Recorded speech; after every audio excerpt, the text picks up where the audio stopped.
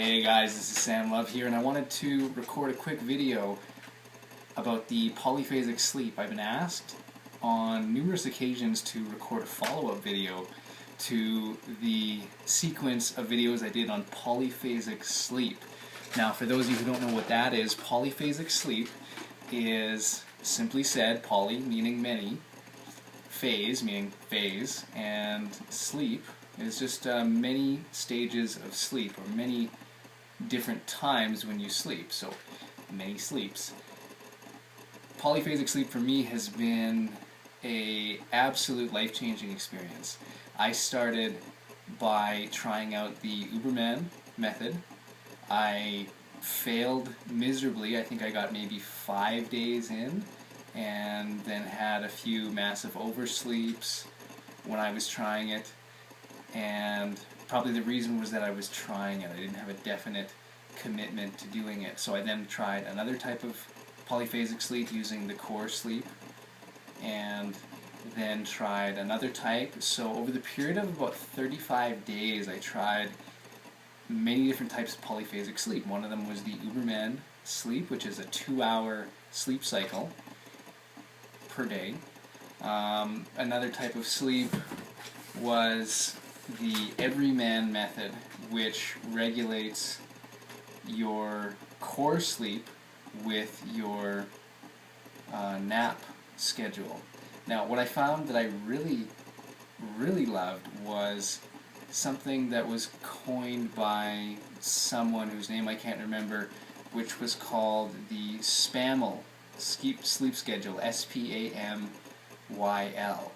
And that stands for sleep polyphasically as much as you like. Now, this was definitely my favorite because what it allowed me to do is to sleep polyphasically in the evenings with the one simple rule that you sleep for 20 minutes and then you must get up and be up for a minimum of 20 minutes in between your next sleep. Now, when I did this sleep schedule, I was feeling a lot better.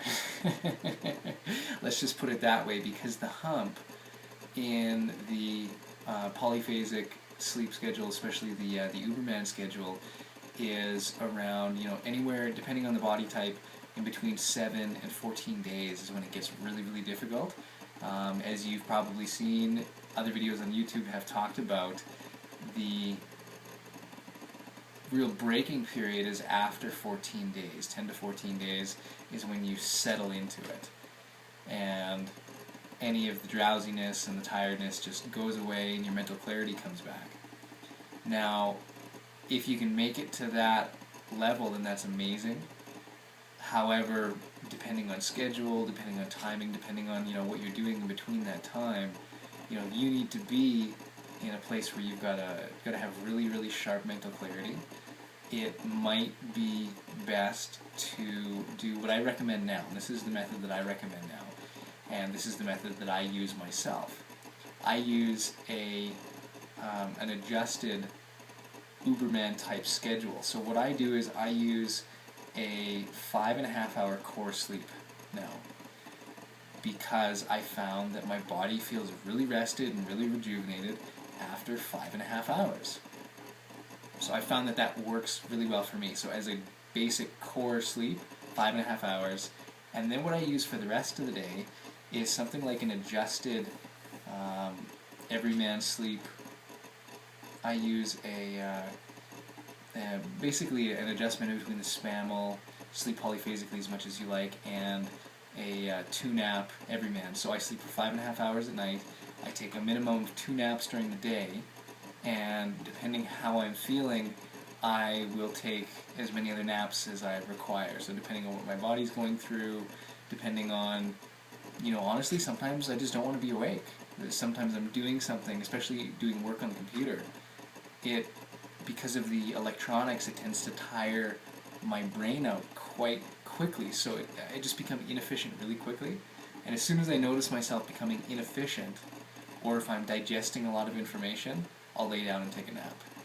And that I found that to increase my productivity massively. I'll just say that. So, here you go, guys. This is the follow-up video to the series of videos I did on polyphasic sleeping. You know, in summary, I'll just tell you where I'm at right now. I use, as I mentioned, that type of an adjusted polyphasic sleep method, and I really advocate that you try many different types to find out which one works for you. One of the other things that I do is I do use the Uberman method when I have deadlines, when I want to get something done really quickly, or I want to learn something very fast. I will stay up throughout the night and just sleep and wake up, sleep and wake up.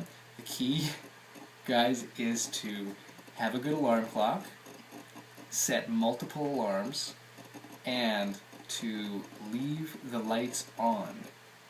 Okay, so that way when you wake up it's light and you can get up and start doing things. You actually trick your brain into thinking that it's daytime, rather than if it's dark you'll want to go back to sleep. So the key to doing polyphasic sleep is sleep with the lights on. Okay, don't sleep in your bed, for one. Sleep in some place that's sort of somewhat uncomfortable so that you'll want to get up.